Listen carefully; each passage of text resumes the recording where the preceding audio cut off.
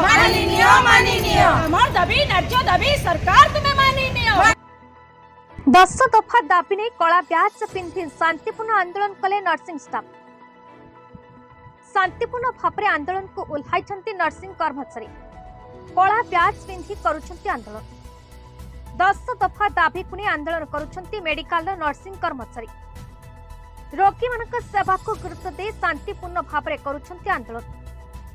All Odisha nursing association पक्षरु समस्त सरकारी चिकित्सालय कार्य करुथिबा नर्सिंग कर्मचारी माने 10 दफा दाबी कला ब्याज पिंधि शांतिपूर्ण भाव आंदोलन को उल्हाइछंती। शीत काकर खरा वर्षा और राति दिन रोगी मानक सेवा जोगाई दे आसुथिबा नर्सिंग स्टाफ मानक सुविधा असुविधा विषय सरकार को बारंबार जणाइले पर मध्य सरकार सुनु नाहंती सेमानक दुख। बारंबार निराश हेबा परे संघर डाकरा क्रमे आंदोलन को उल्हाइछंती जगतसिंहपुर जिलार विभिन्न सरकारी डाक्तरखानार नर्सिंग कर्मचारी माने। 2013 मसीहा परे कार्य आरंभ करिथिबा नर्सिंग स्टाफ मानकु सबु प्रकार सुविधा सजग जगाई दिया जाउछि। 2013 मसीह जो माने सीनियर रही जाइछंती सेमानकर 6 वर्षर अभिज्ञता को गणति कराना चाहिए।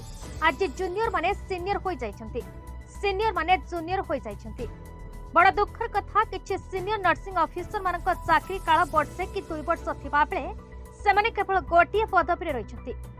सेमानकु अवसर पूर्व पदोन्नति करी अवसर समय कार्यर मूल्यांकन करा जाउ। 2013 मसीह नियुक्ति पाइथिबा नर्सिंग कर्मचारी मानकु स्थायी करिबा, सरकारी छुट्टी अनुसार समस्त नर्सिंग स्टाफ मानकु छुट्टी प्रदान करिबा अति 10 दफा दाबी राज्य सरकार को प्रदान करा जायछि। जदि राज्य सरकार नर्सिंग कर्मचारी दाबी पूरण करती आगामी दिन में आंदोलन जोरदार कराजिबो बोली संघ पक्षरु चेतावनी दिया जायछि। जगतसिंहपुर जिलार डिस्ट्रिक्ट हेडक्वार्टर हॉस्पिटल रे सीनियर नर्सिंग ऑफिसर भाग में काम कर आसुच्छे 22 वर्ष होगानी। कार्यरत आमर ये कला ब्याज जो धारण कर जगतसिंहपुर डिस्ट्रिक्ट नुह सारा ओडिशा रे आम ब्याज धारण कर कारण आमर बहुत किसी अभियोग अच्छी जहाँ गवर्नमेंट पाखे आम सेगुड़ाक विनम्र सहकारी आवेदन करुचु कि आमर ये दाबी 10 दफा दाबी देचु ताकू केमिति पूर्ण करा जिवो सेतिपई आम कला ब्याज धारण करियछु। आमर से 10 दफा दाबी भितर मेन रही होची आम 2013 मसीहा पूर्व जो मैंने पोस्टिंग पाइचु से कंट्राक्चुअल थिबा समय गुड़ाक आमर रेगुलाइजेशन करने आम सरकार पाखे बारंबार अनुरोध करने सत्वे आम बार बार फेलुअर होचु।